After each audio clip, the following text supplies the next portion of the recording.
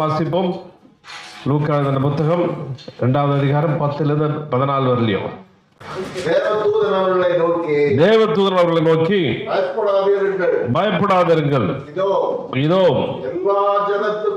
எல்லா ஜனத்துக்கும் மிகுந்த சந்தோஷத்தை உண்டாக்கும் நற்செய்தியை உங்களுக்கு அறிவிக்கிறேன். எல்லா ஜனத்துக்கும் மிகுந்த சந்தோஷத்தை உண்டாக்கும் நற்செய்தியை உங்களுக்கு அறிவிக்கிறேன் என்று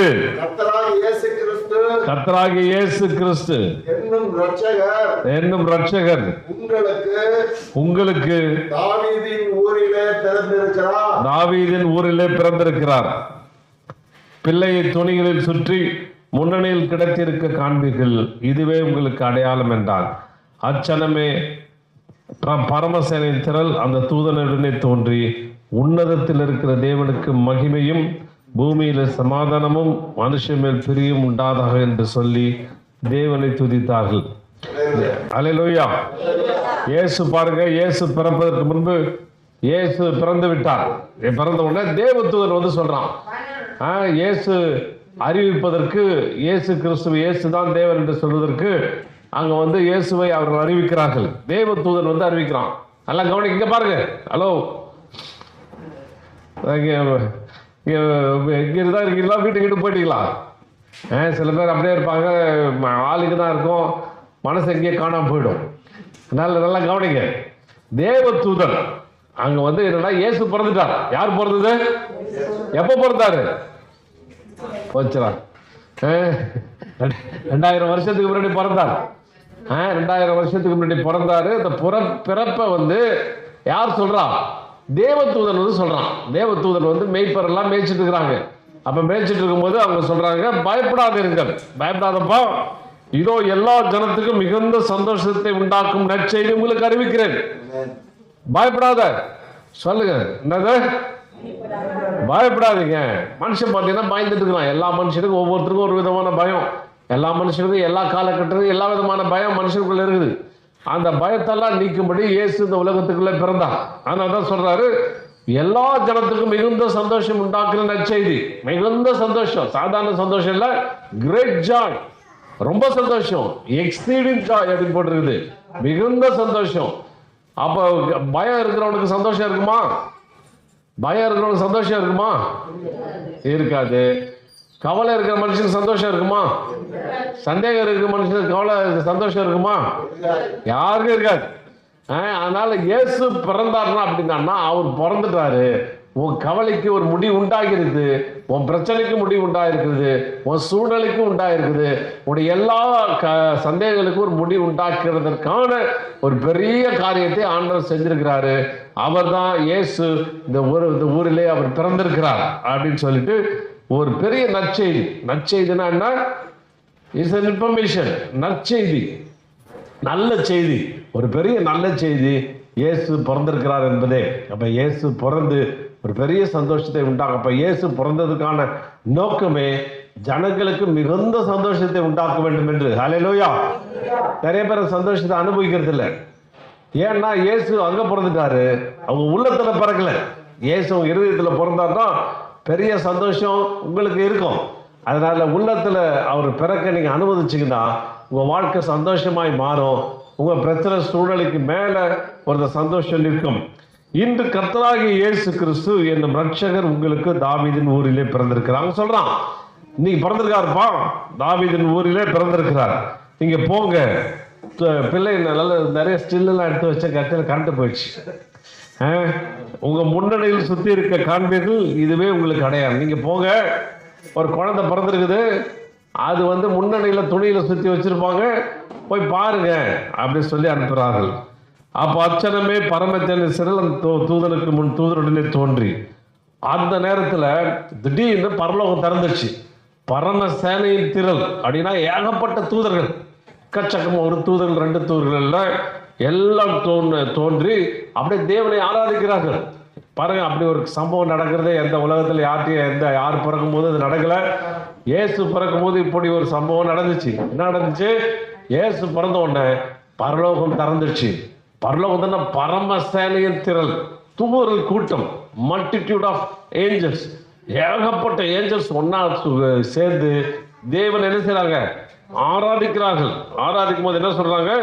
உன்னதத்தில் இருக்க தேவனுக்கு மகிமையும் பூமியில சமாதானமும். எப்பா இயேசு பிறந்தார், எப்படியோ இந்த மாதிரி இது வரல, செய்தி வரல, இப்பதான் முதல் முறையா அந்த செய்தி வந்திருக்குது.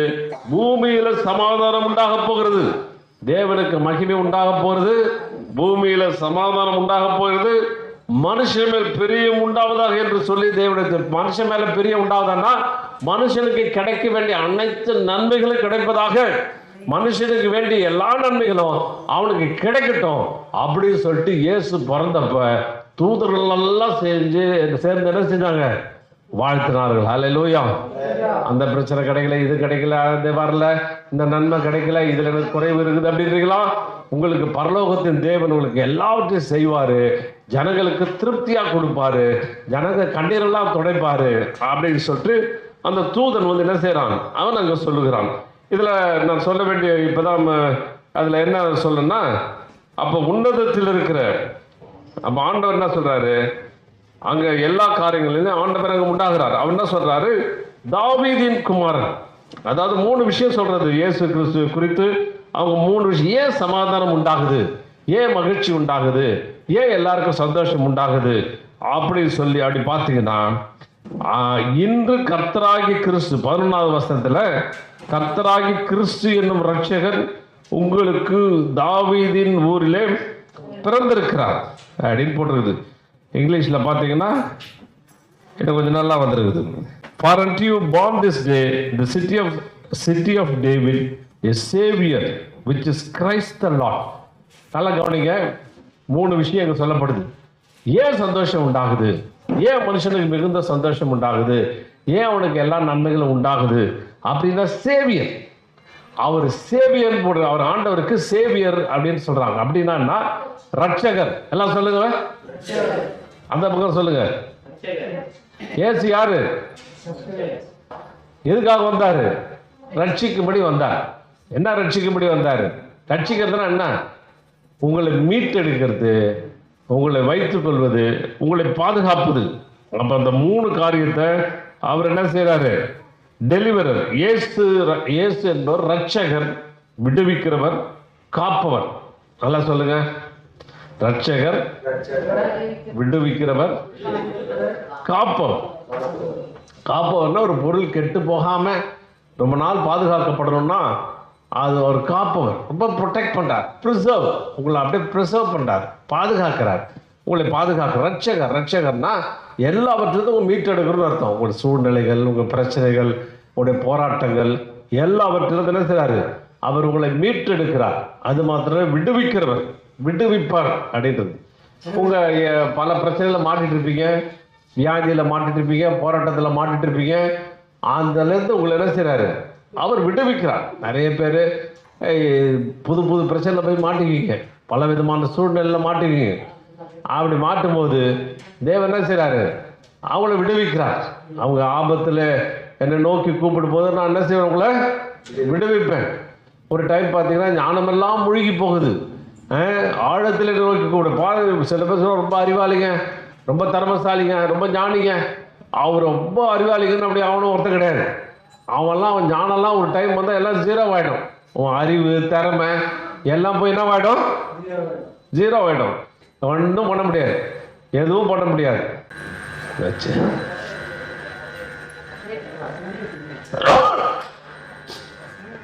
ஆன் பண்ண இருக்கு.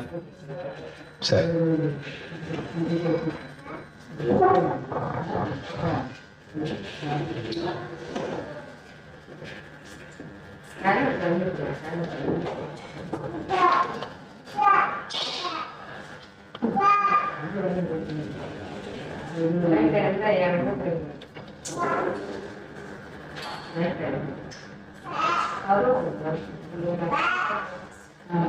சரி, நல்லா கவனிங்க. இப்போ நீங்க உங்க பிரசங்கத்தை ஆரம்பிச்சிடாதீங்க. சரி, இப்போ வந்து என்ன செய்யறாரு? அவங்கள விடுவிக்கிறார். என்ன செய்யறாரு? ரட்சிக்கிறார். இந்த உலகத்துல ரட்சகன் யாரும் எந்த மதத்திலும் சொல்லப்படவில்லை. ரட்சகரம்னா உங்களை ரட்சிக்கிறார், சால்வேஷன் கொடுக்கிறார். அவர் என்ன செய்யறாரு? உங்களுக்கு வந்து அவர் சுகத்தை தருகிறார், சால்வேஷனை கொடுக்கிறார், ரட்சிப்பை கொடுக்கிறார். அவர் பேர் ரட்சகன், ரட்சிக்கிறவர்னு அர்த்தம். அந்த ரட்சகர் ஆகிய தேவன் உங்க ஊர்ல, தாவீதின் ஊர்ல அவர் பிறந்திருக்கிறார் அப்படின்னு போட்டிருக்குது. ரெண்டாவது கிரைஸ்ட் அப்படின்னு போட்டிருக்குது. அவரை பத்தி என்ன சொல்றது? கிரைஸ்ட். கிரைஸ்ட்னா என்னன்னா அனாயிண்டட் அப்படின்னா அபிஷேகம் பண்ணப்பட்டவர். அப்ப என்னன்னா அபிஷேகம் பண்ணப்பட்டவர். ஹல்லேலூயா. என்ன பண்ணார்? அபிஷேகம் பண்ணப்பட்டவர் அப்படின்னா அனாயிண்டட் அப்படின்னா மூணு ஏன் அந்த தூதர்கள் 3 காரியத்தை சொல்றாங்க? தாவீதின் கர்த்தராகிய ஆண்டவர் கிறிஸ்து என்பவர் தாவீதின் ஊரிலே பிறந்திருக்கிறார் அப்படின்னு சொல்லி அங்க போடப்பட்டிருக்கிறது. அப்ப ரட்சகர் என்ன செய்யறார்? பிறந்த அனாயிண்டட் அப்படின்னா என்ன? அபிஷேகம் பண்ணப்பட்டவர். சொல்லுங்க பாக்கலாம். கிரைஸ்ட், கிறிஸ்டாஸ் அப்படின்னா அபிஷேகம் பண்ணப்பட்டவர். உங்களை என்ன செய்யறாரு? அவர் அபிஷேகம் பண்ணி வைத்திருக்கிறார். தூதர் சேனைகள் இயேசு பிறந்த உடனே எல்லாம் எவ்வளவு திறந்தாச்சு பாருங்க. அவ்வளவு ஏஞ்சல்ஸ், அவ்வளவு பரம சேனைகள், கோடிக்கணக்கான தூதர்கள் அவர்கள் சொல்லி என்ன செய்யறாங்க? தேவன் இயேசு இந்த உலகத்துல பிறந்திருக்கிறாரு அப்படின்னு சொல்லிட்டு பரலோகத்திலையும் பரலோக சேனையிலையும் மிகுந்த சந்தோஷம் என்ன செஞ்சிருக்கு? உண்டாயிருக்கிறது.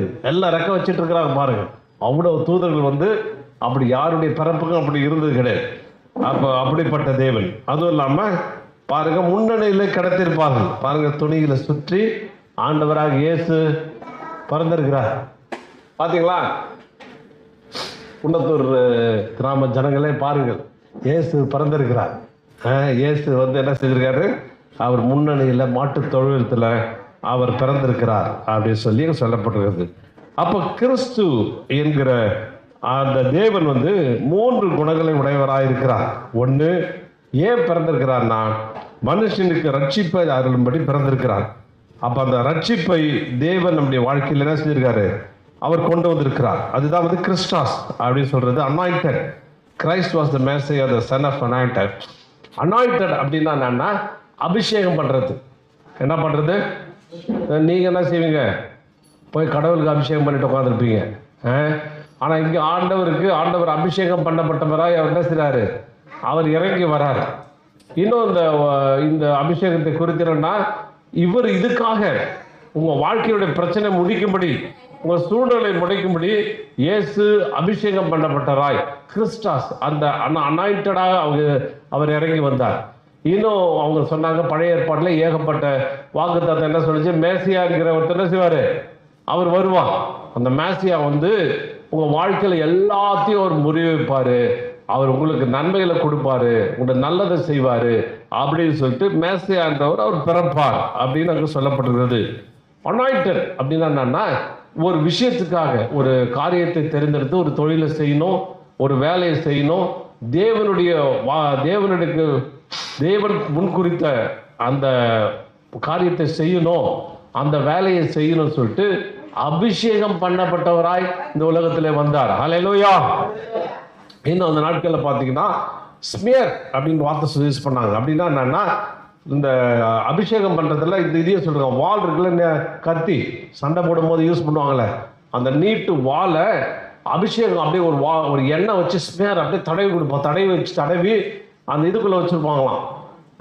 நீட்டா ஒரு அந்த லெதர் ஜாக்கெட் மாதிரி ஒன்று இருக்கு இல்லையா, தோல் இதில் வந்து ஒரு உரம் மாதிரி வச்சிருப்பாங்க. அதுக்குள்ள அந்த ஆயிலை ஊற்றி அதையும் தூக்கி உள்ள சொருகி வச்சுக்குவாங்களாம். ஏன்னாக்க நல்ல ஷார்ப்பா அந்த கத்தி இருக்கும்போது அங்கங்க கிராக் வந்துருமா, வெடிப்பு விட்டுடுமா, அதனால யூஸ் பண்ண முடியாது. அது ரொம்ப பளபளன்னு இருக்கிற ஷார்ப்பாக இருக்கும். டெய்லி எடுத்து ஆயில் போட்டு வச்சுக்கலாம். ஏன்னா சண்டை கிண்டை ஏதாவது அந்த பிரச்சனை வரும்பொழுது எடுத்து அடிக்கிறதுக்கு வீசுறதுக்கு அப்படி வந்து ஆயில் போட்டு அதை வச்சுருப்பாங்களாம். சரி, அதுக்கு இதுக்கு என்ன சம்பந்தம் இருக்குங்களா சொல்கிறேன். அப்போ ஆண்டவர் அதுதான் செய்கிறாரு, அவர் கத்தி மாதிரி வாள் மாதிரி அபிஷேகம் பண்ணப்பட்டவராய் இந்த உலகத்துக்குள்ளே வந்தார். இயேசு வந்து சண்டை போடுறதுக்கு இந்த உலகத்தில் நாம் பார்க்குற மாதிரி ராஜ்யத்தை சண்டை போடுறதுக்கு வரல. பிசாசுடைய ராஜ்யத்தை அழிக்கும்படி வந்தார். ஹல்லேலூயா. இன்னைக்கு சாத்தானால வஞ்சிக்கப்பட்டு சாத்தான பிரச்சனையும் வேதனையிலையும் சூழ்ந்திருக்கிற ஜனங்க மத்தியில இயேசு அங்கே கடந்து வருகிறார். இந்த வசனங்களை வாசிக்கும் பொழுது அப்போஸ்தலர் நடபடிகள் 10:38 நசரேயனாகிய இயேசுவை தேவன் பரிசுத்த ஆவியினாலும் வல்லமையினாலும் அபிஷேகம் பண்ணினார். தேவன் அவருடனே இருந்தபடியினால் அவர் நன்மை செய்கிறவராயும் பிசாசின் வல்லமையில் அகப்பட்ட யாவரையும் குணமாக்குறவராய் சுற்றி திரிந்தார். ஹல்லேலூயா. ஏங்க என்னெல்லாம் சும்மா ஆண்டவர் பெரிய கத்தி வச்சிருந்தார், வாள் வச்சிருந்தார். அப்படின்னா அது என்னன்னா வாள், அந்த கத்தி எதை குறிக்குன்னா ஆவிக்குரிய பட்டயம். இது நம்முடைய வார்த்தைகள். ஹல்லேலூயா. தேவனுடைய வார்த்தைகள், தேவனுடைய வார்த்தைகள் ரெண்டு புறமும் கருக்குள்ள பட்டயம் போடுறது. அந்த வார்த்தையினால அவர் அபிஷேகம் பண்ணப்பட்டவராக வந்தார். இயேசு எப்படி அபிஷேகம் பண்ணியிருந்தாங்கன்னா பரிசுத்த ஆவியினாலும் வல்லமையினாலும் அபிஷேகம் பண்றாரு. அப்படியே ஆண்டவர் இயேசுவை அப்படியே அபிஷேகம் பரிசுத்த ஆவியினாலே அபிஷேகம் பண்ணிட்டு இருக்கிறார். பரிசுத்த ஆவியான பிதாவாகிய தேவன் வேலை செய்யத்தக்கதாக அந்த தேவன் இந்த உலகத்துல வேலை செய்யும்படி முன்னாடி பார்த்தீங்கன்னா பரலோகத்துக்கு நமக்கும் தொடர்பு இல்லாமல் இருந்துச்சு. ஆனா ஆண்டவர் தொடர்பு ஏற்படுத்தும்படி வந்தாரு, அபிஷேகம் பண்ணப்பட்டவரா வந்தாரு. அவர் வந்து என்ன செய்யறாரு, வல்லமையினால் அபிஷேகம் பண்ணப்பட்டார். ஹல்லேலூயா. சும்மா வார்த்தை மாத்திரம் இல்லைங்க, பரிசுத்த ஆவியானவருடைய கிரியோட வந்தாரு, பயங்கர பவரா வந்தார். வந்து என்ன பண்ணாரு, நேரம் ஒவ்வொரு வீடுகளா போனாரு. போயிட்டு பிசாசினால் அகப்பட்ட ஜனங்கள், இன்னைக்கு சத்ருவினால பிசாசினால அகப்பட்ட ஜனங்கள் எவ்வளவு பேர் இருக்கிறாங்க. இங்க கூட நிறைய பேர் விடுவிக்கப்படுறாங்க, பயங்கர போராட்டத்துக்குள்ள இருக்கிறான். அந்த சத்ருவினால பாதிக்கப்பட்ட ஜனங்கள் விடுதலை இயேசு தருகிறார். ஹல்லேலூயா. ஏன்னா அவர் அபிஷேகம் பண்ணப்பட்டவர். பாருங்க, அந்த குமாரன்ல 3 காரியங்களை பார்க்கிறோம். ஒன்னும் ரட்சகரா பிறந்தாரு, இன்னும் அபிஷேகம் வல்லமையினால் நிறைந்தவரா இருந்தாரு, உங்க சூழ்நிலையில உங்க பிரச்சனையில முடிவுட்டாக்கும்படி வந்தாரு. எல்லா பிசாசுடைய தொந்தரவுகள் போராட்டம் எதுவா இருந்தாலும் இயேசு விடுவிக்கிறார். ஹல்லேலூயா. இயேசு உங்களுக்கு நன்மையை செய்கிறார். ஆமென். இயேசு உங்களுக்கு போராட்டத்திலிருந்து எல்லா சூழ்நிலையும் விடுவிக்கிறார்னா அவர்கிட்ட வல்லமையும் அதிகாரம் என்ன செய்யுது, அவர்கிட்ட இருக்குது. அந்த கிறிஸ்து எப்பா உலக எதிர்பார்த்த ஒரு கிறிஸ்து, உலக எதிர்பார்த்த அந்த அந்த அந்த மனிதர் அங்கே பிறந்திருக்கிறார் அப்படின்னு சொல்றார். அந்த கிறிஸ்டா, அந்த அபிஷேகம் பண்ணப்பட்டவர். அப்ப இயேசுவை வல்லமையினாலும் பரிசுத்த ஆவினாலும் அபிஷேகம் பண்ணப்பட்டவராக இருக்கிறார். பரிசுத்த ஆவியானவர் அங்க உள்ள இருக்கிறாரு. அதனால அவர் என்ன செஞ்சாரு, எல்லாருக்கும் கெடுதல் பண்ணல, கத்தி எடுத்துட்டு போய் எல்லாரையும் வெட்டல, நேரம் ஒவ்வொரு வீடு வீடா போற, போயிட்டு யாரெல்லாம் பிசாசுகள் அகப்பட்டிருக்காங்களோ அவங்களெல்லாம் வெளியில கொண்டு வந்தாரு. அதுவும் இல்லாம நன்மை செஞ்சார். ஹல்லேலூயா. உங்களுக்கு ஒவ்வொருத்தருக்கும் நன்மை செஞ்சார். அப்ப எங்களுக்கு நன்மை செஞ்சனால எங்களால சும்மா இருக்க முடியல, வண்டி கண்டி அனுப்பிச்சு உங்களை கூட்டு வரோம், தூக்கி போட்டு வந்துடுறோம். ஹல்லேலூயா. போட்டு வந்து எப்படியாவது ஒரு நன்மை செய்யணும்னு ஆசைப்படுறோம். ஏன்னா இயேசு எங்களுக்கு நன்மை செஞ்சார். எவ்வளோ நாங்கள் எங்கேயோ இருந்தோம், ஒன்றும் இல்லாமல் இருந்தோம், பயத்தில் வியாதியிலையும் பிரச்சனையிலையும் போராட்டத்தில் இருந்தோம். அவங்க பாஸ்டமாக இருக்காங்களா, அவங்க வந்து டாக்டர் பிழைக்காதுன்னே சொல்லிட்டாங்க, இது ஒன்றுத்துக்கும் அவ்வளோதாங்க போச்சுங்க, இது ஒன்றுமே பண்ண முடியாதுங்க அப்படின்னு சொல்லிட்டாங்க. அப்படியே அவங்க வேலை இடம் குறைஞ்சிக்கிட்டே போயிட்டு 37 கிலோவுக்கு போயிட்டாங்க. ஆனால் நாங்கள் ஜெபிச்சோம். ஜெபிக்கும் போது ஆண்டவர் பரிசுத்தாவின் வல்லமையினால இறங்கி பரிபூர்ண விடுதலை கொடுத்தார். ஆமென். அதுபோல் நானும் எத்தனையோ வாட்டி மரண தருவாயில் போனேன். இனி முடிஞ்சே போச்சு, அவ்வளோதான், பிசாசு வந்து கூட்டு போகிறதுக்கு வந்துட்டான். ஆனாலும் ஆண்டவருடைய வார்த்தையை சொல்லும் போது எனக்கு விடுதலை கொடுத்தார். அதனால் எனக்கு கொடுத்த ஆண்டவர் விடுதலையை உங்களுக்கு கொடுக்கணுமா இல்லையா? ஆமென். அதனால அந்த விடுதலை உங்களுக்கு அறிவிக்கிறோம். இயேசு கிட்ட போனீங்கன்னா உங்களுக்கு பெரிய விடுதலை தருகிறார். அவர் நன்மை செய்கிறப்ப நல்லது செய்யறதா ஒரு வேலை. எதுக்கு அபிஷேகம்? ஆண்டவர் அபிஷேகத்தையும் அதிகம் இங்க ஊத்துறாருனா இங்க வந்து லமலமன்னு கத்திட்டு குழப்பிட்டு போறது இல்லை, நன்மை செய்யணும். ஹல்லேலூயா. அப்ப நன்மை செய்கிறவராக செஞ்சாரு. சுற்றி திருந்தான் டெய்லி. அவருக்கு என்ன வேலை? யாருடா நல்லது செய்யலாம், யாருக்கு உங்களுக்கு உதவி செய்யலாம், யாருக்கு எந்த நன்மையை கொடுக்கலாம் சொல்லிட்டு ஆண்டவர் என்ன செய்யறாரு, சுற்றி திரிகிறார். ஹல்லேலூயா. ஆமென். சோத்திரம். உங்களை சுற்றி திரிகிறார், எல்லா இடத்துலையும் சுத்திட்டு இருக்காரு, எங்க பார்த்தாலும் இருக்கிறார். அதனால உங்களை சுற்றி ஏதாவது நன்மை செய்யணும்னு அவர் நினைச்சிட்டு இருக்காரு. அதனால உங்க வீட்டுக்கு கூப்பிடுங்க, அவர் வந்து பல நல்ல காரியங்களை அவர் செய்கிறவராக இருக்கிறார். இன்னும் இந்த காரியங்களை குறித்து சொல்லும்போது இன்னொரு பெரிய வார்த்தை, இயேசு பிறந்தல ஏன் சந்தோஷம்? ஏன் சந்தோஷம்னா எபேசியர் 2:16 பகையை சிலுவையினாலே கொன்று அதனாலே இருதரத்தாரையும் ஒரே சரீரமாய் தேவனுக்குள் ஒப்புரவாக்கினார். உங்களுக்கு நல்லா கேட்டீங்கன்னா உங்களுக்கு புரியும். பரலோகத்துக்கும் பூமிக்கும் ஏன் இன்னைக்கு மனுஷன் இப்படி இருக்கிறான்? ஏன் போராட்டத்துக்குள்ள இருக்கிறான்? ஏன் இப்படிப்பட்ட சூழ்நிலைக்குள்ள இருக்கிறான்? ஒருத்தர் அன்னைக்கு பேசிட்டு இருக்காரு, ஏங்க அவர் ஏதோ ஒரு வல்லமை இருக்குதுங்க, அது பாட்டு இருந்துட்டு போட்டுங்க, நீங்க பாட்டு இருங்க, அந்த வல்லமைக்கு உங்களுக்கு சம்மந்தம் கிடையாதுங்க, அது பெரிய பவர் இருக்குது, அந்த பவர் அது பாட்டு இருக்குது, நம்ம பாட்டு கஷ்டப்பட்டதாங்க நமக்கு எல்லா உதவியும் கிடைக்கும் அப்படின்னு அவர் சொல்லிட்டு இருக்காரு. ஏதோ அவருக்கு தெரிஞ்சதை சொல்றாரு. ஆனா ஆண்டவர் இயேசு எது உலகத்துக்குள்ள வந்தாருன்னா பரலோகத்தையும் அந்த 2 பவரையும் இணைக்கிறதுக்கு வந்தார். அல்லேலூயா. அதுக்கு பார்த்தீங்கன்னா இவர்கிட்ட கத்தி இருந்து இப்படி எடுத்துக்கொள்ளுங்க. காலையில 3 மணிக்கு இது ஒரு இது வருது வெளிப்பாடு. அவர் வந்து அந்த வல்லமையினால அந்த கத்தினால என்ன பண்றாரு, மேலே 2 பேரையும் பரலோகத்தையும் பூலோகத்தையும் இணைக்கிறனா பாருங்க. ஒருத்தர் இருக்கிறான், அவன் பெரிய தப்பு பண்ணிட்டான். தப்பு பண்ணோட போலீஸ் தேடுது, மறைஞ்சு ஓடுறான். நாட்டின் பார்வையில் அவன் எங்க இருக்கானே தெரியல, அட்ரஸ் தெரியாம மறைஞ்சு வாழ்ந்துட்டு இருக்கான். அப்ப அவனை விடுவிக்கணும். அவங்க அப்பா என்ன பண்றாரு, அந்த தப்பை அவர் ஏத்துக்கிறாரு. அவர் ஏத்துக்கிட்டு அவனுக்காக அடி வாங்குறாரு. அடி வாங்கி அவனை ஃப்ரீ பண்றாரு. அது போல இயேசு என்ன பண்றாரு, அவர் எடுத்துட்டு வந்த கத்தி அந்த வார்த்தைனா தன்னைத்தானே கீறிக்கிறார். தண்டனை கொடுத்துறாரு. எல்லா தண்டனையும் கொடுத்து தண்டனையை நிறைவேற்றும் போது பரலோகமும் இந்த உலகம் இணைக்கப்படுகிறது. ஹல்லேலூயா. ஏன் மிகுந்த சந்தோஷம்? பரலோகம் நம்ம விட்டு தூரமா இருந்துச்சு. பழைய ஏற்பாட்டை பார்த்தோன்னா ஒரு சாபம் உண்டு, வானம் வெண்கலமா ஆயிடுச்சு அப்படின்னா அதுக்கு எதுவும் கனெக்ஷனே கிடையாதுப்பா, நீ எதா பண்ணிட்டு போய் எங்கேயோ போய் தொலைன்னு விட்டாச்சு. ஆனா இயேசு வந்து என்ன பண்றாரு, பெரிய தியாகத்தை பண்ணி பெரிய காரியத்தை பண்ணி இந்த பரலோகத்தையும் உங்களுக்கு என்ன செய்றாரு, அவர் இணைத்திருக்கிறார். எப்படி இணைச்சார்னா ஒரு பெரிய விலைக்கரையை கொடுத்திருக்கிறார். பரலோகத்தை கூட சொந்தமாக்கி இருக்கிறார். ஒரே சரீரமாய் 2 ஒன்றை கனெக்ட் பண்ணி தேவ வல்லமையும் அதிகாரத்தையும் பெற்றுக்கொண்டு பிசாசு அடிச்சு நொறுக்கி அவனை தூக்கி போட்டு பெரிய விடுதலை தரும்படியாய் தேவன் விரும்புகிறார். அல்லேலூயா. 3 காரியம் சொன்ன. இயேசு ஏன் மிகுந்த சந்தோஷம்னா இயேசு ரட்சகராய் பிறந்தார். ஆமென். 2வது காரியம், இயேசு அபிஷேகம் பண்ணப்பட்டவர். அல்லேலூயா. உன்னை எந்த பிரச்சனை இருந்தாலும், எப்பேற்பட்ட வியாதியா இருந்தாலும் உன்னை விடுவிக்கிறதுக்கு வல்லமுள்ளவராக இருக்கிறார். 3வது காரியம், he is the Lord அப்படின்னு போட்டிருக்கு. அவர் தான் தேவன். அந்த லார்ட் அப்படின்ற வார்த்தை பார்த்தீங்கன்னா, நான் சும்மா அப்படி ஒரு குறிப்பு எடுத்தேன். ஒரு நபர் அல்லது பொருள் யாருக்கு சொந்தமானதோ அதை பற்றி முடிவெடுக்கும் அதிகாரம் யாருக்கு உள்ளதோ, எஜமானர், ஆண்டவர், பொருளின் உடைமையாளர் மற்றும் அதை தீர்மானிப்போர் உரிமையாளர். ஒரு பொருளுடைய ஓனர் தான் லார்டு. அல்லேலூயா. பெரிய லார்டான்னு கேட்பாங்க. என்னன்னா அவருக்கு உரிமையாளர், இது என்னுடைய சொத்து. இந்த உரிமையாளர், உங்க எல்லாருக்கும் உரிமையாளர் யாரு? யாருன்னா ஆண்டவராகிய. சொல்லுங்க, உங்களுடைய உரிமையாளர் யாரு? உங்களை உருவாக்கினவர் யாரு?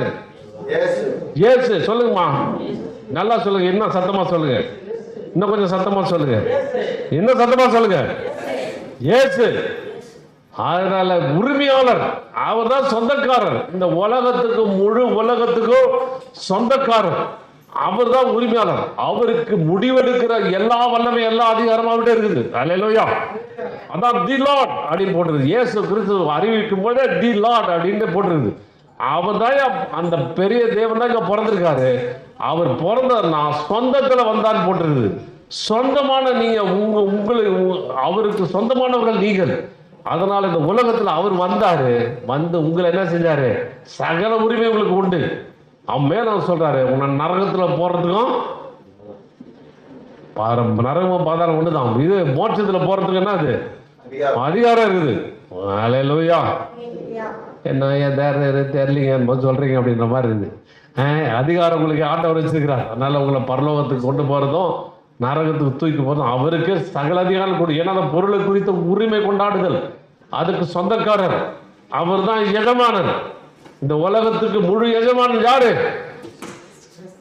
சொல்லுங்க, அல்லதான் சொல்லுங்களேன். இப்ப பயப்படுறீங்க. ஏமா 3 பேர் நீங்க பேசக்கூடாது முடிவு எடுத்து வந்துருக்கீங்களா? வாயை தரக்கூடாது. ஏசப்பா, ஏசு சொல்லுங்க. ஏசப்பா நீங்க சொல்லுங்கம்மா. நல்லா பாருங்க, நல்லா சொல்லுங்க.